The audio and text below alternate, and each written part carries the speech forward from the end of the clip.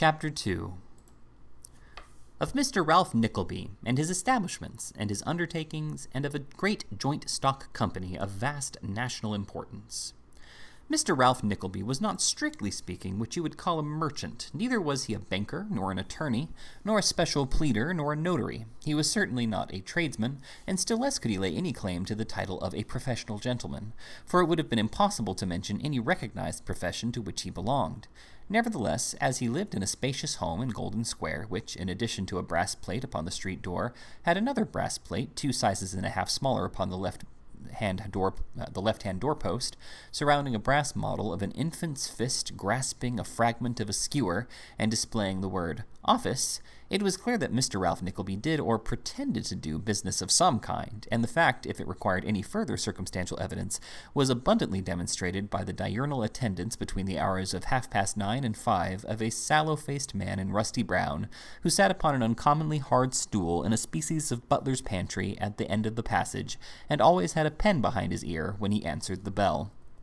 Although a few members of the graver professions live about Golden Square, it is not exactly in anybody's way to or from anywhere. It is one of the squares that have been, a quarter of the town that has gone down in the world and taken to letting lodgings. Many of its first and second floors are furnished to single gentlemen, and it takes boarders besides. It is a great resort of foreigners, the dark-complexioned men who wear large rings and heavy watchguards and bushy whiskers, and who congregate under the opera colonnade and about the box office in the season between 4 and 5 in the afternoon, when they give away the orders. All live in Golden Square or within a street of it. 2 or 3 violins and a wind instrument from the opera band reside within its precincts. Its boarding houses are musical, and the notes of pianos and harps float in the evening time round the head of the mournful statue, the guardian genius of a little wilderness of shrubs in the center of the square. On a summer's night, windows are thrown open, and groups of swarthy, mustached men are seen by the passer-by, lounging at the casements and smoking fearfully. Sounds of gruff voices practicing vocal music invade the evening silence, and the fumes of choice tobacco scent the air. There, snuff and cigars, and German pipes and flutes, and violins and violoncellos divide the supremacy between them. It is the region of song and smoke. Street bands are on their mettle in Golden Square, and itinerant glee singers quaver involuntarily as they raise their voices within its boundaries. This would not seem a spot very well adapted to the transaction of business, but Mr. Ralph Nickleby had lived there notwithstanding for many years, and uttered no complaint on that score. He knew nobody round about, and nobody knew him, although he enjoyed the reputation of being immensely rich. The tradesmen held that he was a sort of lawyer, and the other neighbors opined that he was a kind of general agent, both of which guesses were as correct and definite as guesses about other people's affairs usually are, or need to be. Mr. Ralph Nickleby sat in his private office one morning, ready dressed to walk abroad. He wore a bottle-green spencer over a blue coat, a white waistcoat, grey mixture pantaloons, and Wellington boots drawn over them. The corner of a small plaited shirt frill struggled out as if insisting to show itself from between his chin and the top button of his spencer, and the latter garment was not made low enough to conceal a long gold watch chain composed of a series of plain rings which had its beginning at the handle of a gold repeater in Mr. Nickleby's pocket, and its termination in 2 little keys, one belonging to the watch itself, and the other to some patent padlock. He wore a sprinkling of powder upon his head as if to make himself look benevolent, but if that were his purpose, he would perhaps have done better to powder his countenance also, for there was something in its very wrinkles and his cold, restless eye which seemed to tell of cunning that would announce itself in spite of him. However this might be, there he was, and as he was all alone, neither the powder, nor the wrinkles, nor the eyes, had the smallest effect, good or bad, upon anybody just then, and are consequently no business of ours just now. Mr. Nickleby closed an account book which lay on his desk, and, throwing himself back in his chair, gazed with an air of abstraction through the dirty window. Some London houses have a melancholy little plot of ground behind them, usually fenced in by 4 high, whitewashed walls, and frowned upon by stacks of chimneys, in which there withers on from year to year a crippled tree that makes a show of putting forth a few leaves late in autumn when other trees shed theirs, and drooping in the effort lingers on, all crackled and smoke-dried, till the following season, when it repeats the same process, and perhaps, if the weather be particularly genial, even tempts some rheumatic sparrow to chirrup in its branches. People sometimes call these dark yards gardens. It is not supposed that they were ever planted, but rather that they are pieces of unreclaimed land, with the withered vegetation of the original brick field. No man thinks of walking in this desolate place, or of turning it to any account. A few hampers, half a dozen broken bottles, and such like rubbish may be thrown there when the tenant first moves in, but nothing more, and there they remain until he goes away again, the damp straw taking just as long to moulder as it thinks proper, and mingling with the scanty box and stunted everbrowns and broken flower pots that are scattered mournfully about, a prey to blacks and dirt. It was into a place of this kind that Mr. Ralph Nickleby gazed, as he sat with his hands in his pockets looking out of the window. He had fixed his eyes upon a distorted fir tree, planted by some former tenant in a tub that had once been green, and left there years before to rot away piecemeal. There was nothing very inviting in the object, but Mr. Nickleby was wrapped in a brown study, and sat contemplating it with far greater attention than, in a more conscious mood, he would have deigned to bestow upon the rarest exotic. At length his eyes wandered to a little dirty window on the left, through which the face of the clerk was dimly visible. That worthy chancing to look up, he beckoned him to attend. In obedience to this summons, the clerk got off the high stool, to which he had communicated a high polish by countless gettings off and on, and presented himself in Mr. Nickleby's room. He was a tall man of middle age, with 2 goggle eyes, whereof one was a fixture, a rubicund nose, a cadaverous face, and a suit of clothes, if the term be allowable when they suited him not at all, much the worse for wear, very much too small, and placed upon such a short allowance of buttons that it was marvellous how he contrived to keep them on. "Was that 12:30, Noggs?" said Mr. Nickleby in a sharp and grating voice. "Not more than 25 minutes by the—" Noggs was going to add public house clock, but recollecting himself, substituted regular time. "My watch has stopped," said Mr. Nickleby. "I don't know from what cause." "Not wound up," said Noggs. "Yes, it is," said Mr. Nickleby. "Overwound, then," rejoined Noggs. "That can't very well be," observed Mr. Nickleby. "Must be," said Noggs. "Well," said Mr. Nickleby, putting the repeater back in his pocket, "perhaps it is." Noggs gave a peculiar grunt, as was his custom at the end of all disputes with his master, to imply that he, Noggs, had triumphed, and, as he rarely spoke to anybody unless somebody spoke to him, fell into a grim silence and rubbed his hands slowly over each other, cracking the joints of his fingers, and squeezing them into all possible distortions. The incessant performance of this routine on every occasion, and the communication of a fixed and rigid look to his unaffected eye, so as to make it uniform with the other, and to render it impossible for anybody to determine where or at what he was looking, were 2 among the numerous peculiarities of Mr. Noggs, which struck an inexperienced observer at first sight. "I'm going to the London Tavern this morning," said Mr. Nickleby. "Public meeting?" inquired Noggs. Mr. Nickleby nodded. "I expect a letter from the solicitor respecting that mortgage of Ruddles. If it comes at all, it will be there by the 2 o'clock delivery. I shall leave the city about that time and walk to Charing Cross on the left-hand side of the way. If there are any letters, come and meet me, and bring them with you." Noggs nodded, and as he nodded, there came a ring at the office bell. The master looked up from his papers, and the clerk calmly remained in a stationary position. "The bell," said Noggs, as though in explanation. "At home?" "Yes." "To anybody?" "Yes." "To the tax-gatherer?"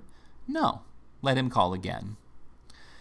Noggs gave a vent to his usual grunt, as much as to say, "I thought so," and the ring being repeated, went to the door, whence he presently returned, ushering in by the name of Mr. Bonney, a pale gentleman in a violent hurry, who, with his hair standing up in great disorder all over his head, and a very narrow white cravat tied loosely round his throat, looked as if he had been knocked up in the night, and had not dressed himself since. "My dear Nickleby," said the gentleman, taking off a white hat which was so full of papers that it would scarcely stick upon his head, "there's not a moment to lose. I have a cab at the door. Sir Matthew Pupker takes the chair, and 3 members of Parliament are positively coming.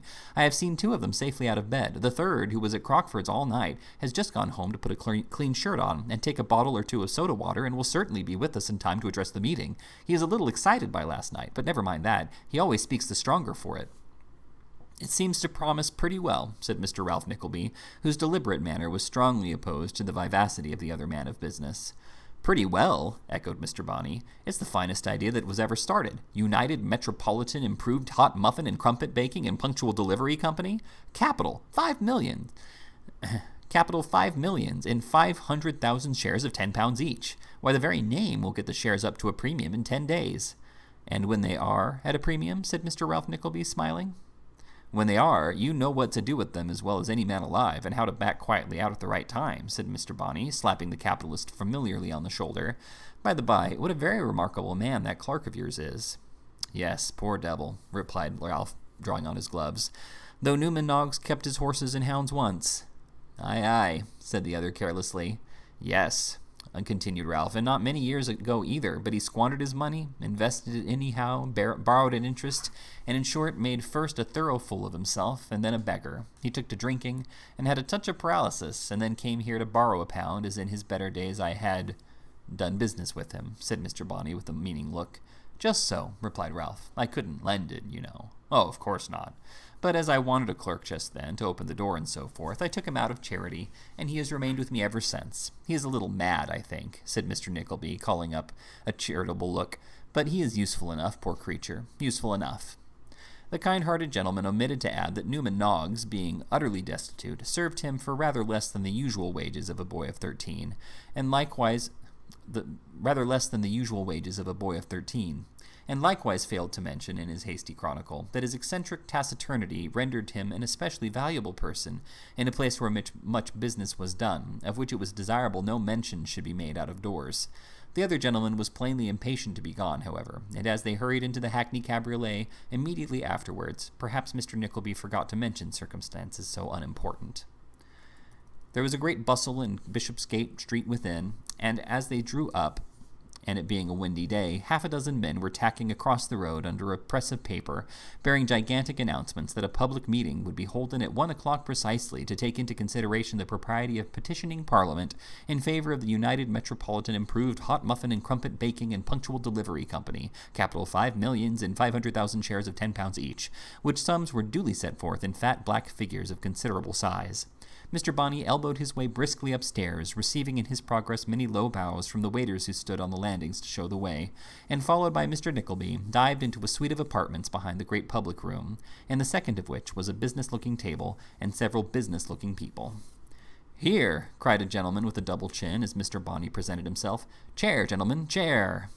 The newcomers were received with universal approbation, and Mr. Bonney bustled up to the top of the table, took off his hat, ran his fingers through his hair, and knocked a hackney coachman's knock on the table with a little hammer, whereat several gentlemen cried, "Here!"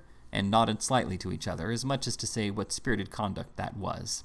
Just at this moment, a waiter, feverish with agitation, tore into the room, and throwing the door open with a crash, shouted, "Sir Matthew Pupker!" The committee stood up and clapped their hands for joy, and while they were clapping them, in came Sir Matthew Pupker, attended by 2 live members of Parliament, one Irish and one Scotch, all smiling and bowing and looking so pleasant that it seemed a perfect marvel how any man could have the heart to vote against them. Sir Matthew Pupker especially, who had a little round head with a flaxen wig on the top of it, fell into such a paroxysm of bows that the wig threatened to be jerked off every instant. When these symptoms had in some degree subsided, the gentlemen who were on speaking terms with Sir Matthew Pupker, or the 2 other members, crowded round them in 3 little groups, near one or other of which the gentlemen who were not on speaking terms with Sir Matthew Pupker or the other 2 members stood lingering and smiling and rubbing their hands in the desperate hope of something turning up which might bring them into notice. All this time, Sir Matthew Pupker and the 2 other members were relating to their separate circles what the intentions of government were about taking up the bill, with a full account of what the government had said in a whisper the last time they dined with it, and how the government had been observed to wink when it said so, from which premises they were at no loss to draw the conclusion that if the government had one object more at heart than another, that one object was the welfare and advantage of the United Metropolitan Improved Hot Muffin and Crumpet Baking and Punctual Delivery Company. Meanwhile, and pending the arrangement of the proceedings and a fair division of the speechifying, the public in the large room were eyeing by turns the empty platform and the ladies in the music gallery. In these amusements, the greater portion of them had been occupied for a couple of hours before, and as the most agreeable diversions pall upon the taste on a too protracted enjoyment of them, the sterner spirits now began to hammer the floor with their boot heels, and to express their dissatisfaction by various hoots and cries. These vocal exertions, emanating from the people who had been there longest, naturally proceeded from those who were nearest to the platform and furthest from the policemen in attendance, who, having no great mind to fight their way through the crowd, but entertaining nevertheless a praiseworthy desire to do something to quell the disturbance, immediately began to drag forth by the coat-tails and collars all the quiet people near the door, at the same time dealing out various smart and tingling blows with their truncheons, after the manner of that ingenious actor Mr. Punch, whose brilliant example both in the fashion of his weapons and their use this branch of the executive occasionally follows. Several very exciting skirmishes were in progress when a loud shout, attracting the attention even of the belligerents, and then there poured onto the platform from a door at the side a long line of gentlemen with their hats off, all looking behind them and uttering vociferous cheers, the cause whereof was sufficiently explained when Sir Matthew Pupker and the two other real members of Parliament came to the front amidst deafening shouts and testified to each other in dumb motions that they had never seen such a glorious sight as that in the whole course of their public career. At length and at last, the assembly left off shouting, but Sir Matthew Pupker being voted into the chair, they underwent a relapse which lasted 5 minutes. This over, Sir Matthew Pupker went on to say that what must be his feelings on that great occasion, and what must be that occasion in the eyes of the world, and what must be the intelligence of his fellow countrymen before him, and what must be the wealth and respectability of his honourable friends behind him, and lastly, what must be the importance to the wealth, the happiness, the comfort, the liberty, and the very existence of a free and great people, of such an institution as United Metropolitan, Improved Hot Muffin, and Crumpet Baking and Punctual Delivery Company. Mr. Bonney then presented himself to move the first resolution, and having run his right hand through his hair and planted his left in an easy manner in his ribs, he consigned his hat to the care of the gentleman with the double chin, who acted as a species of bottle-holder to the orators generally, and said he would read to them the first resolution, that this meeting views with alarm and apprehension the existing state of the muffin trade in this metropolis and its neighborhood, that it considers the muffin boys, as at present constituted, wholly underserving the confidence of the public, and that it deems the whole muffin system alike prejudicial to the health and morals of the people, and subversive of the best interests of a great commercial and mercantile community. The honourable gentleman made a speech which drew tears from the eyes of the ladies and awakened the liveliest emotions in every individual present. He had visited the houses of the poor in the various districts of London, and had found them destitute of the slightest vestige of a muffin, which there appeared too much reason to believe some of these indigent persons did not taste from year's end to year's end. He had found that among muffin sellers there existed drunkenness, debauchery, and profligacy, which he attributed to the debasing nature of their employment as at present exercised. He had found the same vices among the poorer classes of people who ought to be muffin consumers, and this he attributed to the despair engendered by their being placed beyond the reach of that nutritious article, which drove them to seek a false stimulant in intoxicating liquors. He would undertake to prove before a committee of the House of Commons that there existed a combination to keep up the price of muffins and to give the bellman a monopoly. He would prove it by bellmen at the bar of that house, and he would also prove that these men corresponded with each other by secret words and signs as Snooks, Walker, Ferguson, Is Murphy right, and many others. It was this melancholy state of things that the company proposed to correct. Firstly, by prohibiting, under heavy penalties, all private muffin trading of every description. Secondly, by themselves supplying the public generally, and the poor at their own houses, with muffins of first quality and reduced prices. It was with this object that a bill had been introduced into Parliament by their patriotic chairman, Sir Matthew Pupker. It was this bill that they had met to support. It was the supporters of this bill who would confer undying brightness and splendor upon England, under the name of the United Metropolitan Improved Hot Muffin and Crumpet Baking and Punctual Delivery Company. He would add, with a capital of 5 millions in 500,000 shares of £10 each. Mr. Ralph Nickleby seconded the resolution, and another gentleman having moved that it be amended by the insertion of the words "and crumpet" after the word muffin, whenever it occurred, it was carried triumphantly. Only one man in the crowd cried, "No!" and he was promptly taken into custody and straightway borne off. The second resolution, which recognized the expediency of immediately abolishing all muffin or crumpet sellers, all traders in muffins or crumpets of whatsoever description, whether male or female, boys or men, ringing handbells or otherwise, was moved by a grievous gentleman of semi-clerical appearance, who went at once into such deep pathetics that he knocked the first speaker clean out of the course in no time.